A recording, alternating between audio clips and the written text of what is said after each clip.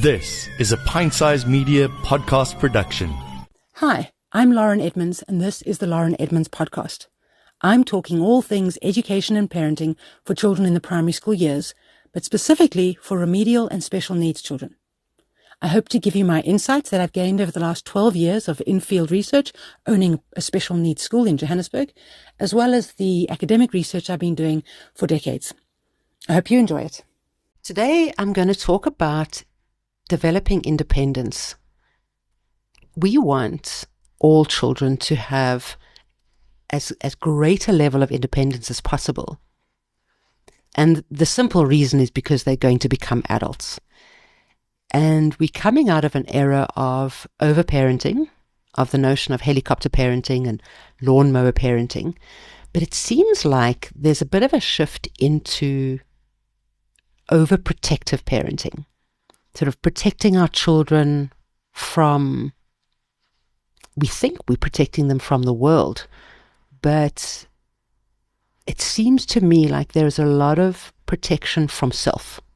I've got a lot of friends at the moment who are in their 50s and 60s, whose children are in their 20s, and they are not independent at all for various reasons. Quite a lot of them are quite serious mental or physical illnesses. And I'm watching how they are now struggling with what will happen to my kids when I pass away. So if their kids are 25 now and they are 60, when they turn 70, the kids are going to be 35. And then what happens if they pass away then? Now they've left their 35-year-old child in the world without their support. And they're making a lot of effort now to try and figure out where their child's going to live and what they're going to do. And for most of the people that I know in this situation, their children are struggling quite significantly and possibly would never have become independent and being able to live on their own. But I want you to think about that and think of it in the context of your own children and how independent are you encouraging them to be. There's a fantastic psychologist. He wrote a book called Parenting with Panache, a couple of other books as well, Derek Jackson. And he said something very profound that a couple of people have repeated since and even before. But his words were simple. If they can, they must. This is so vital, and even more vital for children with learning difficulties and with special needs, because it's all very well tying your child's shoelace now when they're 12. But what is going to happen when they're 35 and you're not around anymore? Developing the ability or the abilities in your children to do various things on their own is critical. And it might not seem critical now while they're 8 years old, but you need to think about what they're going to be like when they're 25 and what you want your life to be like when they're 25.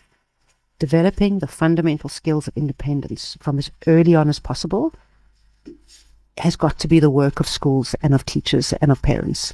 It's got to be the primary work that we do.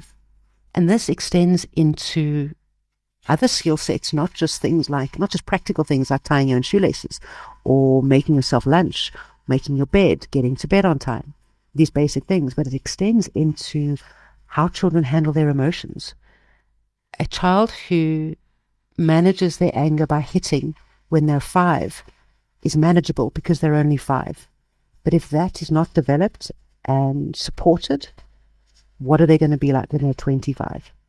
And it's not to say that a child who hits when they're 5 is going to be an adult who hits when they're 25. That's not the point of this message. The point is, if we leave it and do nothing about it, what does it turn into? And if we think of it in that way, then we can rethink what our focus is as a parent and as a teacher when children are struggling with things when they're younger.